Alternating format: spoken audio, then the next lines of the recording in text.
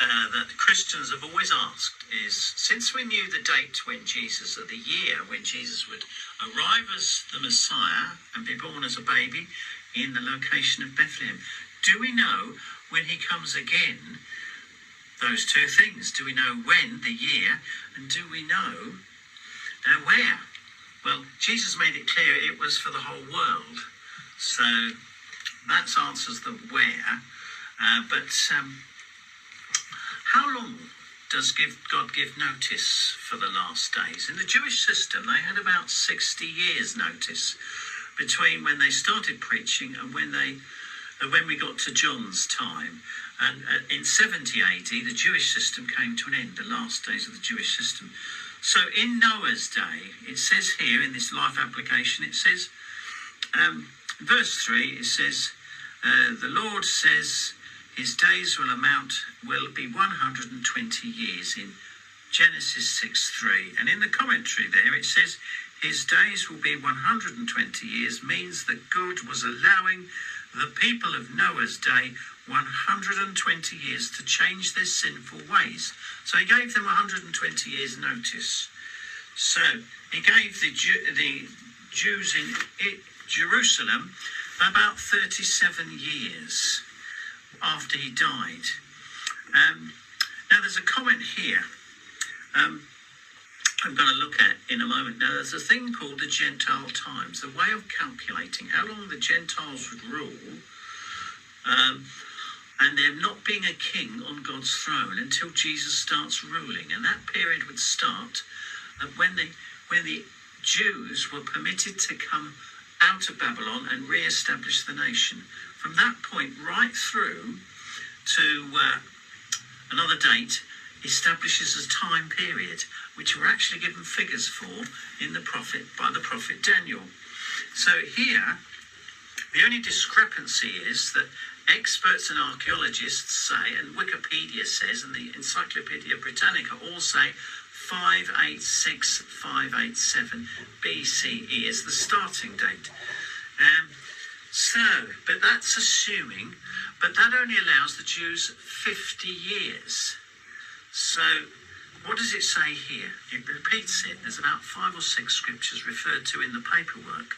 But this one here in Jeremiah 29, it says, this is what the Lord says, verse 10, when 70 years are completed for Babylon, I will come to you and fulfill my gracious promise to bring you back home.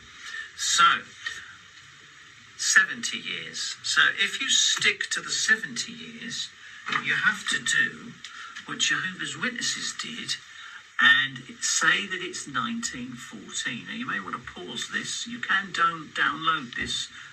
The contacts on the paper. But their claim is that that expired in 1914, that the world changed from 1914. But let's assume they're wrong, that the 20 years need to be added. That brings us up to 1934-35, which would be the time when Nazi Germany started ruling. We had World War II, we had nuclear weapons, we've had the pandemic, and all the other things that are listed by Jesus in Matthew 24. So in Matthew 24, his disciples said, well, when will you return? And he said, look out that nobody misleads you. There would be false Christs, both political saviours and religious saviours. He mentions no more nation against nation or kingdom against food shortages, earthquakes. He says these are people not loving one another, betrayers. He mentions here the preaching of the good news. He mentions a great tribulation in verse 21 that would be so bad that no flesh would be saved. And then he says in verse 29, immediately after that tribulation, the sign of the Son of Man will appear in the heavens. All the tribes will beat themselves. They will see the Son of Man coming on the clouds of heaven with his angels. And then it says he collects together those who are his sheep. So that's the end of this. So that is listed on this sheet here, as you can hopefully see. Now on here, I'll hold it here, and I apologise for the smallness of some of the print, so you need to pause this for a little while. But what this basically establishes is that we must be living in the last days now, whoever you follow with regards to calculating the date, but the events prove beyond doubt that we're living in the very last days, that Christ is imminent.